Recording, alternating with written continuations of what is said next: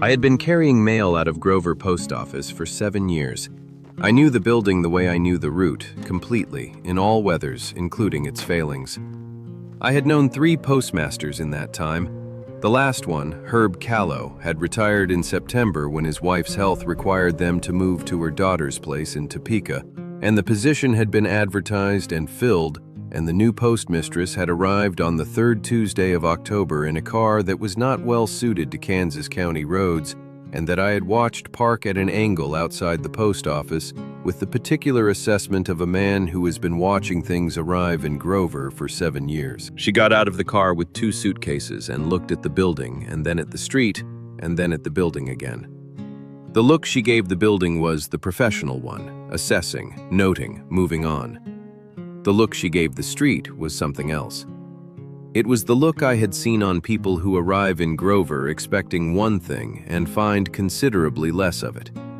Main Street in October of 1935 had 3 operating businesses: the post office, the general store, and the feed supply. Everything else had closed or left or both. She went inside with her suitcases, and I delivered the day's mail and went home, and the following morning I came to the post office at 7:30 the way I always did, and she was already there. The sorting table had been reorganized. I noted this without commenting on it. The previous arrangement had been Herb Callow's, which had the logic of a man who had been doing it the same way for 11 years, and therefore had a logic that only made sense from the inside. The new arrangement was alphabetical by route section, which was not how I would have done it, but which was immediately legible to anyone who had not done it for 11 years, which now included me. "Owen Marsh," I said, "Route 7. "Ada Beckett," she said. She was at the sorting table with the morning mail. She looked up with the gray-blue eyes, calm and precise, and looked back down. "Your route has 42 addresses." "42 on the books," I said, "23 with anyone home." She looked up again. "Half the addresses are empty," I said. "Have been since 32 or 33 for most of them. A few more went in the spring." She looked at the route list she was holding. "Do you still deliver to the empty ones?" "Every day," I said. She looked at me for a moment with the precise gray-blue eyes. "Why?" I picked up my satchel. "Because the address still exists," I said. "Because stopping feels like saying something I'm not ready to say." She was quiet. I went out to start the route. The route took 4 hours on foot and another hour and a half in the mail car for the outer sections. I had walked it so many times that I knew every fence gate and every dog and every stretch of road that went soft after rain.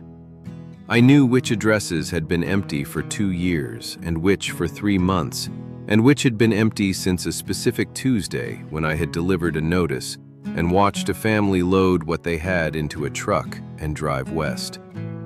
I delivered to all of them. I put the mail in the boxes or the doors for the ones without boxes, or the window ledges for the ones where the doors had warped shut, and I moved on. Most of it was circulars and government notices and the occasional letter. The letters were the ones I handled differently. I always put them on top. When I came back at noon, Ada had the afternoon's outgoings sorted and the stove going properly, which told me she had figured out in the morning that it needed coaxing before noon or it went out by 2. She was at the desk behind the partition writing something. "The Hensley address on Creek Road," she said without looking up. "I have 3 pieces of accumulated mail for them going back to August. Do they ever come back to collect?" "They left in June," I said. "They're in California. The daughter writes sometimes from a camp outside Fresno. It goes to a postal box there now." "I'll redirect," she said. "Herb Callow never redirected," I said. "Herb Callow isn't here," she said. It was not unkind, just true. The redirection was the right thing to do. I knew it. I had not done it because doing it felt like the same thing as stopping the delivery.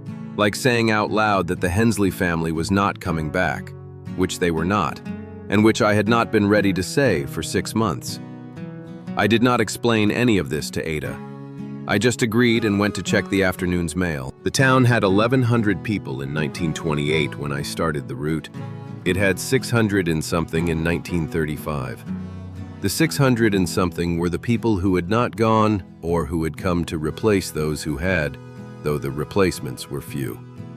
There was a quality to a town that is losing people that is different from a town that never had them. Not emptiness exactly, but the specific echo of what was there and isn't. Grover in the fall of 1935 had that quality.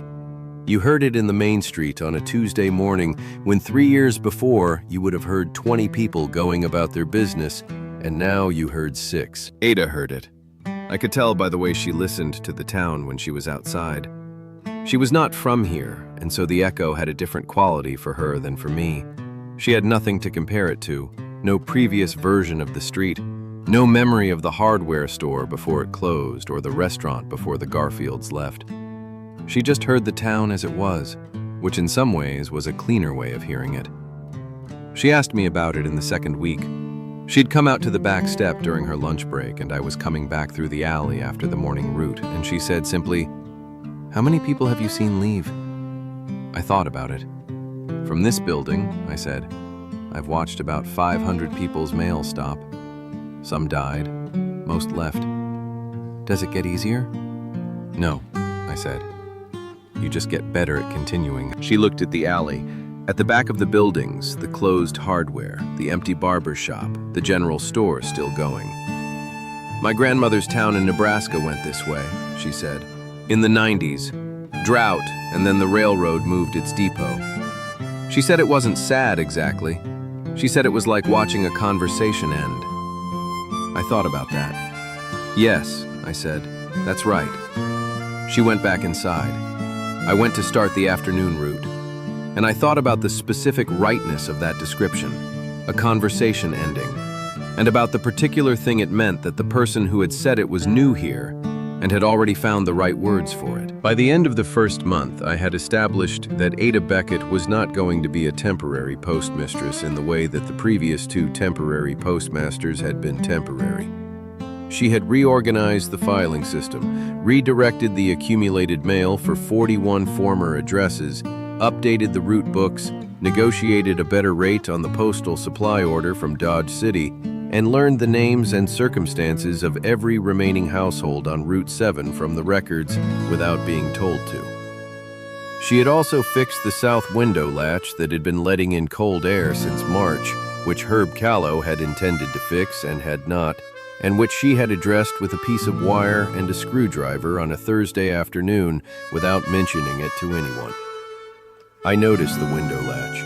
I did not mention that I had noticed. The town noticed her the way small towns notice things, completely, without apparent mechanism, within about a week. The 600 and something people of Grover, Kansas registered Ada Beckett's presence and her competence and her continued presence past the point where previous appointments had requested reassignment, and they registered all of this with the specific gratitude of a community that has been losing things and has found something that is staying. Martha Greer at the general store told me directly that Ada Beckett was the best thing to happen to Grover in 3 years, which from Martha Greer was approximately the highest praise available. Carl Sutter at the feed supply said he'd stopped worrying about the post office, which was Carl's version of the same sentiment. The Reverend at the Methodist Church asked her to the November social 3 weeks before the November social, which was not something he had done for either of the previous temporary postmasters. I said nothing about any of this. I delivered the mail and came back at noon, and sometimes we talked over the sorting table, and sometimes we didn't, and the town did its quiet November things around us. The letters were where it started. Not romantically, I want to be clear about that, but in the specific way that a small thing can be the beginning of a larger understanding. I had always handled the letters differently from the circulars. Letters meant someone was still writing to someone on this route. Letters meant a connection still running.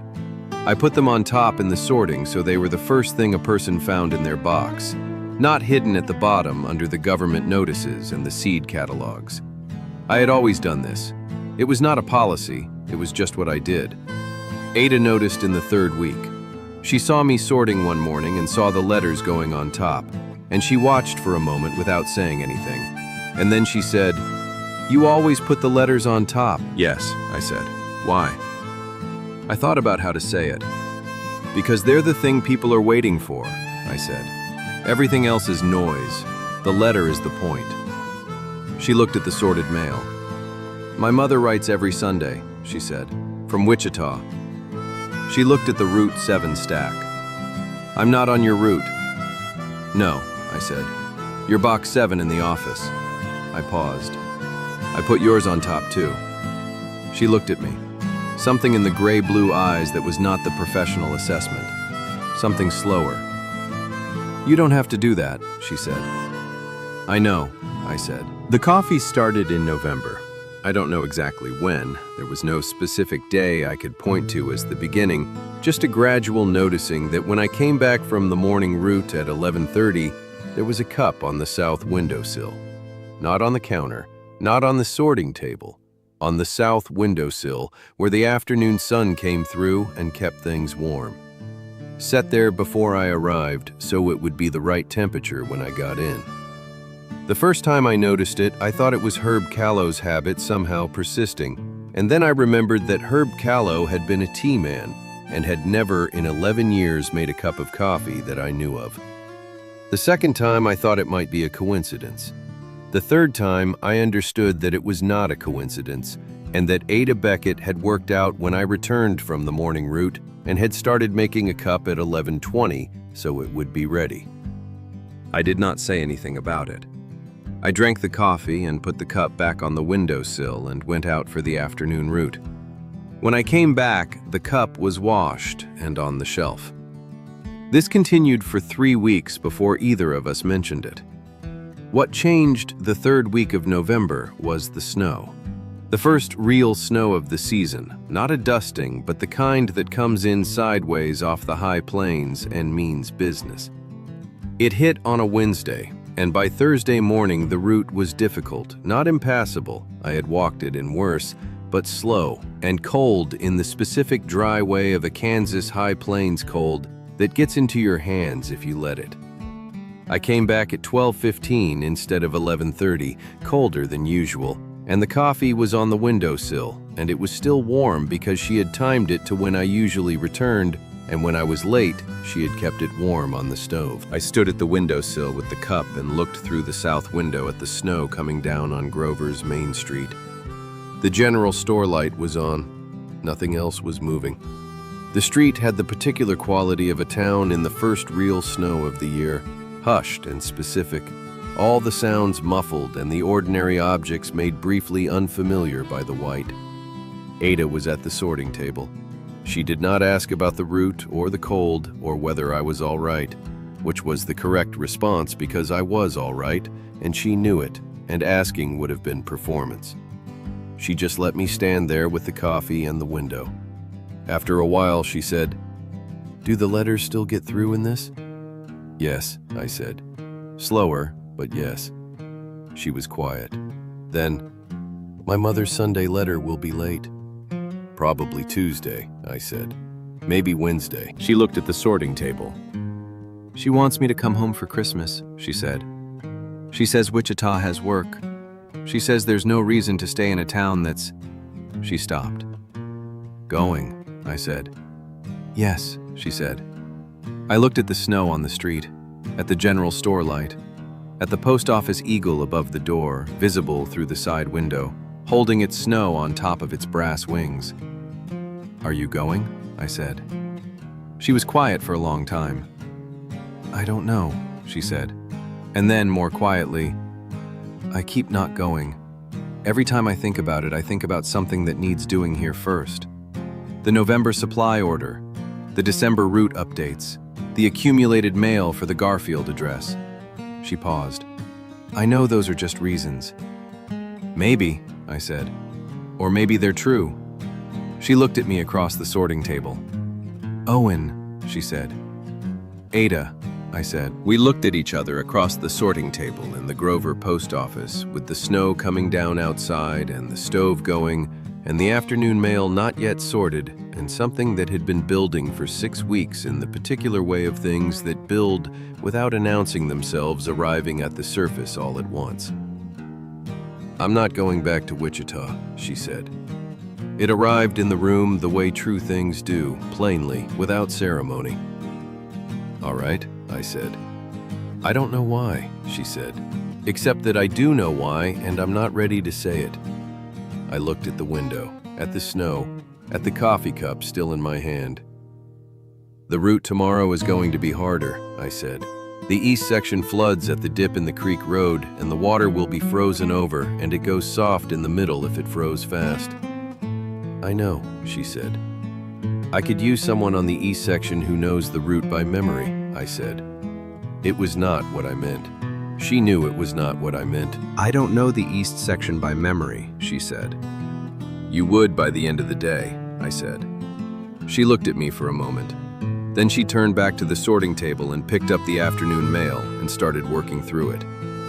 After a moment, she said, without turning around, I'll need the right boots. I have an extra pair, I said. They'll be too big. I'll wear 2 pairs of socks, she said. I finished the coffee. I put the cup on the windowsill. I went to help with the afternoon mail. We walked the east section together the following morning. The creek road dip was iced over the way I had said, and we went around it the long way without discussing it, which required a 1/4 mile of extra walking through a field that was passable but not pleasant. Ada walked it in the 2 big boots with 2 pairs of socks and the gray wool coat with the re-sewn buttons, and she did not complain about any of it. She learned the east section the way she learned everything, specifically asking the precise question, noting the answer, moving on. At the Hensley place, empty since June, the box still there, still on the books, I put the circular in the box the way I always did. Ada watched. You still deliver here, she said. Every day. She looked at the empty house, at the box, at the circular going in. Because stopping would mean saying something, she said. She remembered.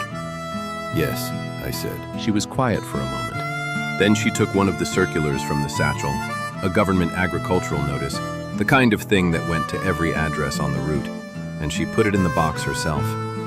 I looked at her. I'm not ready to stop either, she said. We walked the rest of the east section. At noon, we came back to the post office, and Ada made 2 cups of coffee and put them both on the south windowsill. And we stood at the window and drank them, and watched the snow on Grover's Main Street, and the general store light, and the post office eagle with its snow, and the road going east where the route ran, and where half the boxes had nobody to open them, and where we had both just been, delivering anyway. Ada, I said. I know, she said. I haven't said anything, I said. I know that too, she said. She turned from the window and looked at me with the precise gray-blue eyes. You put my letters on top, she said.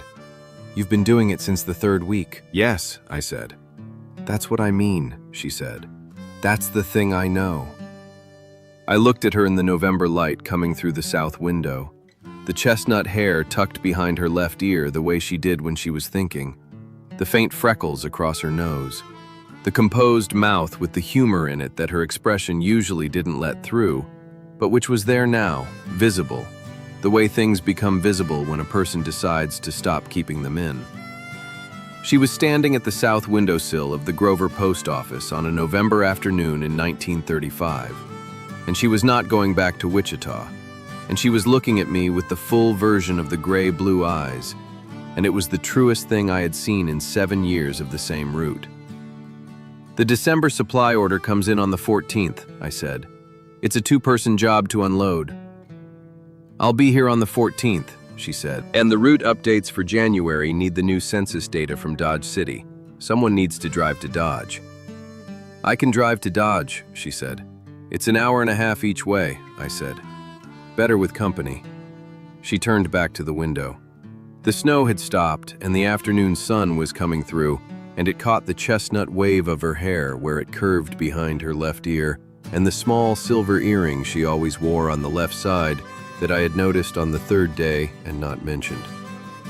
Owen, she said. Yes, I said. I'll drive to Dodge on Thursday, she said, if you want to come. I want to come, I said. She picked up her coffee cup. All right then. she said. We drove to Dodge City on Thursday. We came back with the census data and a bag of coffee from a shop on the main street and a conversation that had started about the January route updates and had arrived somewhere on the highway between Dodge and Grover at her grandmother's Nebraska town, and the conversation ending, and the Creek Road dip, and 7 years of the same route, and what it means to keep showing up for a place that is getting quieter. The Christmas letter from her mother arrived on a Tuesday in mid-December. Ada was at the sorting table when I came in from the morning route, and I could see from where I set the satchel down that it was on top. She had put it there herself, which told me she understood what the top meant. She opened it at the table. She read it and folded it and put it in her cardigan pocket. "She's sent train fare," Ada said. "She's very thorough." I hung up my coat. "What are you going to do with it?" She patted the pocket. "Write her a letter," she said. "Tell her I'm staying." I went to the stove to check the fire. "She'll ask why," I said. "She will," Ada said. She picked up the afternoon mail and started sorting. After a moment, without looking up, she said, "I'll tell her the town needs a postmistress." "That's true," I said. "And that the mail carrier needs someone on the east section who knows the route," she said. "That's true too," I said. She looked up. The gray-blue eyes in the December light, the chestnut hair, the slight humor in the composed mouth. "Is that enough?" she said. "For a letter to your mother?" I looked at her across the sorting table in the Grover post office in December of 1935. Outside, the main street was quiet in the way it was quiet now, which was most of the time, and the general store light was on, and the post office eagle was above the door with whatever weather was currently on it, and half the addresses on Route 7 had no one to open them. "No," I said. "It's not enough for a letter to your mother." "No," she said, "it isn't." She went back to the sorting. Then, after a moment, "I'll think of something else to tell her." "Tell her the truth," I said. She looked up. "Which part?" I crossed to the sorting table and stood beside her and looked at the afternoon mail in her hands. "The part about not being ready to stop," I said. "The part about the east section. The part about the coffee on the windowsill." I paused. "She'll understand that part." Ada was quiet for a moment. Then she set the mail down on the table and turned toward me, and the afternoon light was on both of us, and the stove was going, and outside it was December in Kansas, and there were 42 addresses on Route 7, and 23 of them had people in them who were waiting for their mail. "All right," she said. "I'll tell her that part." That was December.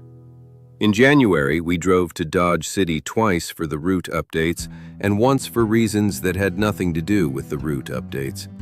In February, Ada's mother came to visit for a week and walked the east section with us on a Tuesday, and said at the end of it that she understood now, which was the kind of thing mothers say when they mean something larger than what they appear to be saying. In March, the snow melted and the Creek Road dip thawed, and the route got easier, and one more family came back to a house on the south section that had been empty since 1933, which was not nothing. I delivered their first letter on a Thursday in April. I put it on top. The town is quieter than it was. It may get quieter still. I have been on this route for 8 years now, and I know what staying costs and what it gives back, and I have stopped expecting the arithmetic to come out even. Some things you do because the doing of them is the point. Some routes you walk because stopping would mean saying something you are not ready to say.